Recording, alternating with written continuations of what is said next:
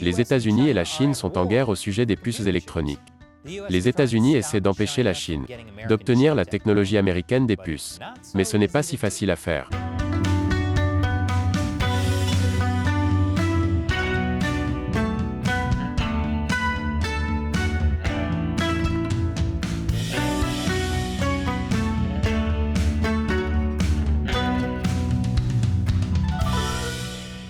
Bienvenue à Chine non censurée.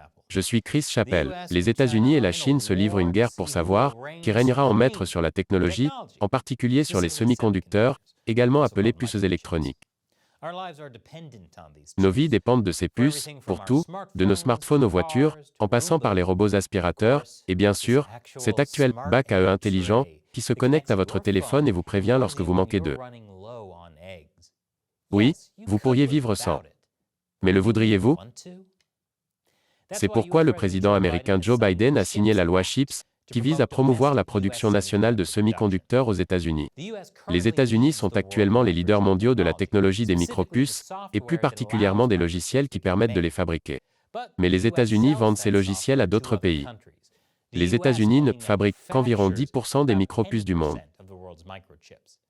La quasi-totalité du reste est fabriquée en Corée du Sud, au Japon, à Taïwan, et de plus en plus en Chine.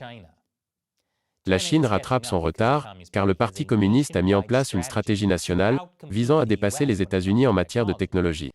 Cela fait partie de leur plan Made in China 2025. Oui, ils sont tellement sérieux à ce sujet qu'ils ont même créé un logo pour ça. Le gouvernement américain est inquiet. En effet, outre les plateaux à œufs, les micro-puces peuvent également être utilisées dans des missiles pouvant être utilisés pour envahir Taïwan. Et une intelligence artificielle qui peut garder le monde entier sous surveillance et sous contrôle. Et pourtant, depuis des années, des entreprises américaines vendent des micro-puces à la Chine, ainsi que des technologies permettant aux entreprises chinoises de fabriquer leurs propres micro-puces. Pourquoi? Parce que c'est de l'argent. C'est comme si Bugs Bunny vendait des balles à Elmer Fudd en échange de carottes. Ce n'est pas le geste le plus intelligent, Doc. Mais maintenant, Biden veut faire quelque chose à ce sujet. Il a empêché les ventes de puces d'aller en Chine et développe des politiques pour attaquer l'industrie des puces en Chine. La semaine dernière, l'administration Biden a imposé 2 nouvelles règles pour entraver l'industrie chinoise des puces, en particulier les superordinateurs et les semi-conducteurs de pointe chinois. Ces règles empêchent les entreprises américaines d'exporter vers la Chine des outils essentiels à la fabrication de puces, et interdisent aux citoyens et entreprises américains de soutenir les entreprises chinoises impliquées dans la fabrication de puces avancées. Oh, allez, comment Bugs Bunny est-il censé obtenir des carottes maintenant, s'il ne peut pas vendre les jolies balles de chasseur? Même les entreprises non américaines sont touchées. L'administration Biden utilise ce que l'on appelle la règle du produit direct étranger. Il s'agit de la même règle que celle utilisée par le président Trump pour paralyser l'entreprise de télécommunications chinoise Huawei.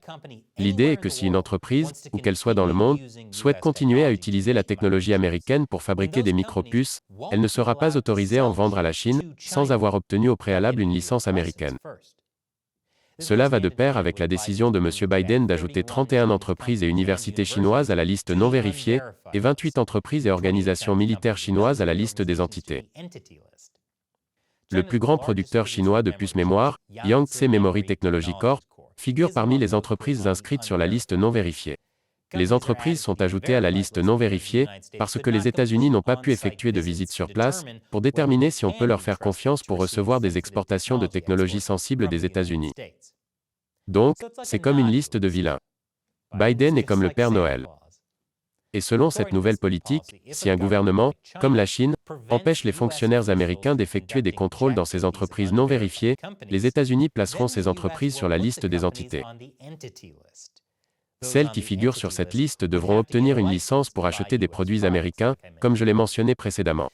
Cette mesure a déjà un impact. Les valeurs des puces chinoises s'effondrent après l'adoption des nouvelles règles. L'attaque la plus sauvage contre le libre-échange, plus que les menaces du PCC de mettre un blocus naval sur Taïwan.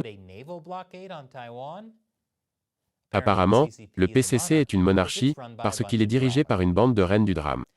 Elles sont particulièrement contrariées, parce qu'elles savent qu'il y en a d'autres là où ça se passe. Les nouvelles règles ne sont que les premières d'une série d'actions attendues de l'administration Biden et du Congrès avant la fin de l'année. Beaucoup disent que les nouvelles règles sont un pas dans la bonne direction et qu'elles ont mis du temps à arriver.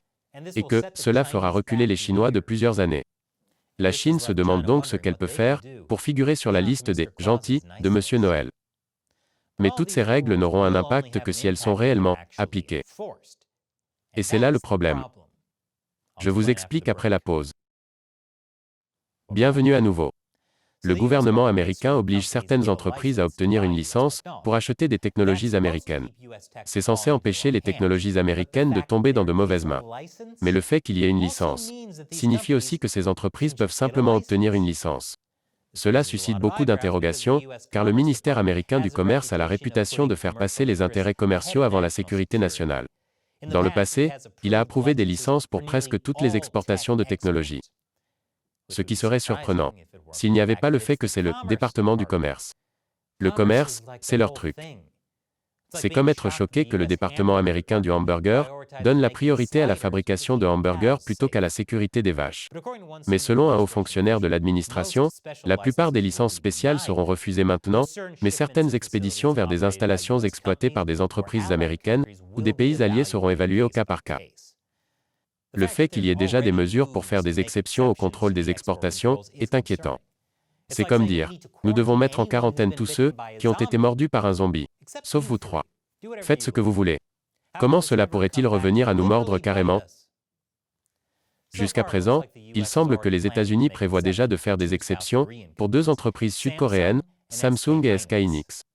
D'une part, la Corée du Sud rejoint l'Alliance Chip 4, une initiative du gouvernement américain pour une alliance de l'industrie des semi-conducteurs, avec le Japon, la Corée du Sud et Taïwan, qui exclut spécifiquement la Chine. D'autre part, la Corée du Sud met en place un nouveau conseil de la chaîne d'approvisionnement, collaborative avec la Chine pour faire face aux perturbations de leurs liens économiques. La Corée du Sud essaie d'avoir le beurre et l'argent du beurre également, puis de mettre les restes du gâteau au réfrigérateur à côté du plateau à œufs intelligent, qui utilise des puces fabriquées en Chine. La Corée du Sud a tout intérêt à rester en terrain neutre dans la guerre des puces, entre les États-Unis et la Chine. L'enjeu est de taille pour eux. En 2021, près de 40% des exportations de semi-conducteurs de la Corée du Sud étaient destinées à la Chine. Et certaines entreprises sud-coréennes ont leur production de puces basée en Chine. La Corée du Sud parle donc de rejoindre l'Alliance Chip 4 pour exclure la Chine, mais aussi de travailler avec elle.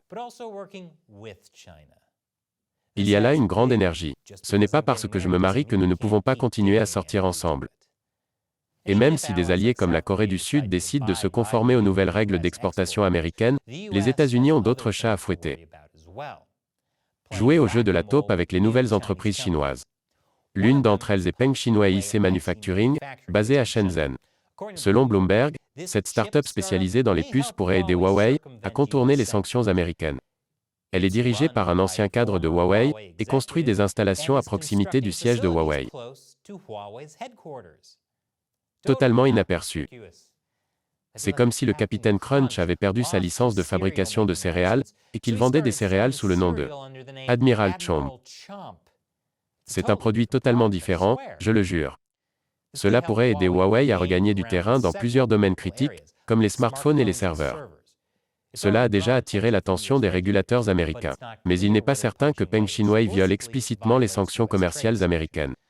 Nous devrons garder un œil attentif sur cette affaire. Espérons que le département du commerce ne le voit pas et ne dise pas « Combien voulez-vous pour ce gentil cheval de Troie ?» Et maintenant, il est temps pour moi de répondre à une question d'un téléspectateur de Chine non censuré, qui fait partie de l'armée des 50 centimes. Il s'agit du groupe de fans qui nous soutiennent directement via Patreon ou Locals. SR Aden demande. Et Chris, je suis un alumni de NYU. De tous vos épisodes d'hostilité générale, je suis toujours confus. Quelle est exactement la différence entre The Min et Yinping? Quelle est la différence quant aux philosophies de gouvernement et idéologie politique? Pouvez-vous nous donner un segment détaillant la différence point par point de ces deux camps?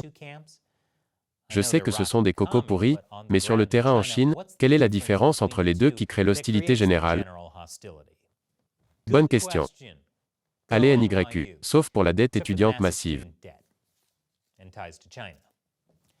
Quoi qu'il en soit, l'idée maîtresse de l'hostilité générale n'est pas que Jiang Zemin et Xi Jinping ont d'énormes différences politiques ou idéologiques. Le fait est qu'ils sont en compétition pour le pouvoir. Et celui qui périra en prison pour le reste de sa vie, s'il a de la chance. C'est comme ça que ça marche dans les sociétés communistes. Il ne peut pas y avoir deux tigres sur la montagne. Ceci étant dit, ils ont quelques différences politiques. Par exemple, Jiang Zemin a construit sa base de pouvoir en persécutant le Falun Gong. C'était son excuse pour renforcer les forces de sécurité intérieure de la Chine, qui lui étaient loyales. Xi Jinping a construit son pouvoir en persécutant les Ouïghours, plusieurs autres groupes, et maintenant aussi par la politique de Covid. C'est son excuse pour mettre en place la surveillance de masse de la Chine, qui lui permet de contrôler la société. Hostilité générale concerne le dictateur actuel et l'ancien dictateur, qui se disputent le pouvoir. Et si un jour une troisième personne remporte hostilité générale, vous pouvez être sûr qu'elle développera son pouvoir par le biais d'une autre horrible persécution. Car tant que le Parti communiste dirigera la Chine, peu importe qui gagne la lutte pour le pouvoir au sommet, le peuple chinois au bas de l'échelle sera perdant. Merci pour votre question, SR Aden. Et merci à tous pour votre soutien. Faites comme SR Aden et soutenez Chine non censurée en vous rendant sur patreon.com/China Uncensored. Et en versant $1 ou plus par épisode. L'un des avantages est que vous pouvez me poser des questions auxquelles je répondrai dans l'émission. Une fois de plus, je suis Chris Chappell. À la prochaine fois.